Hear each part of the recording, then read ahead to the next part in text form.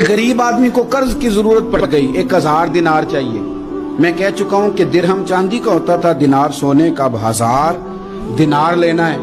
तो जिस बंदे से उसने कहा, अगरचे वो नेक बंदा था, उसने कहा यार 1000 दिनार दे दो। तो कहने लगा कोई गवाह है तेरे पास? वो कहने लगा गरीबों का गवाह कौन होता है? हाँ एक गवाह है। कहा कौन? का मेरा रब, वो तेरे और मेरे बीच गवाह है। उसने कहा कोई कफील, अगर तू पैसे ना दे सके तो वो बाद में दे दे, या तुझे कुछ हो जाए तो वो दे दे। उसने कहा कफील भी मेरा अल्लाह ही है।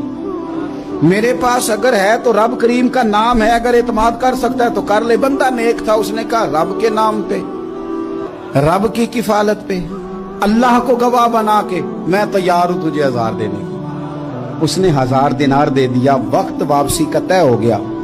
वो चला गया पैसे लेके।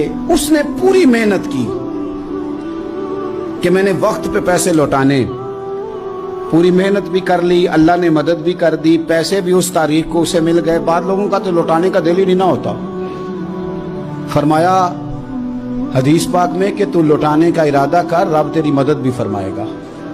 लेकिन यहाँ बहुत सारे लोग कहते हैं खैर है, इरादा ही नहीं। तो फिर जिस तरह का बंदे का गुमान हो, रब भी उसी तरह का मामला फरमाता है। उसने पैसे जमा भी कर लिए और वापस देने को तैयार भी हो गया, लेकिन रास्ता बहरी जहाज का था, कश्ती का था, दरिया के रास्ते वापस आना था। अब वो जब आ गया दरिया के किनारे तो बड़ी कोशिश की, पर वहां उसे कोई कश्ती नहीं मिली। वक्त पे पैसे लौटाने हैं, सफर करना है, अब सवारी मुयस्सर नहीं है। सोच सोच के परेशान था कि मैंने तो अल्लाह के नाम पे लिए।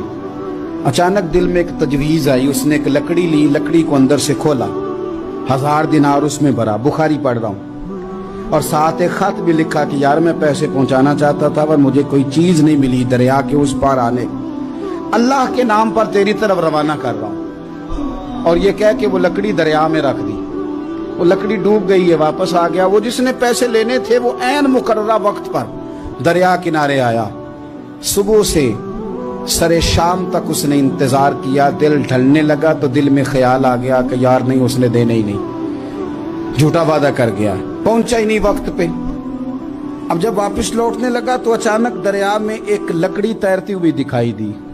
कहने लगा ले जाता हूं, शाम को रोटियां पकाने के काम आएगी, ईंधन बना के जला लूंगा, हंडिया पक जाएगी। लकड़ी उठा के जलाने के लिए घर लाया। गुमान था कि वो नहीं आया वादा करके, अल्लाह को कफील और वकील बना के और गवाह बना के फिर भी नहीं आया।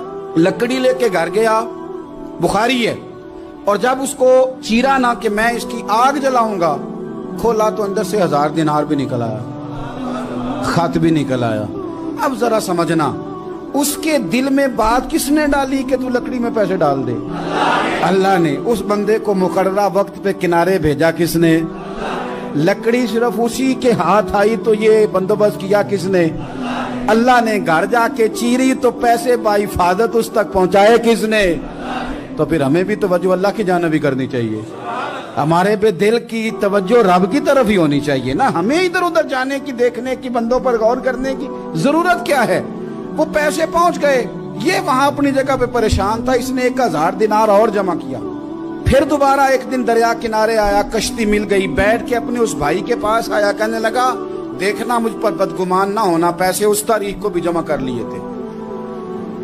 दरिया पे आया था पर कश्ती नहीं मिली थी।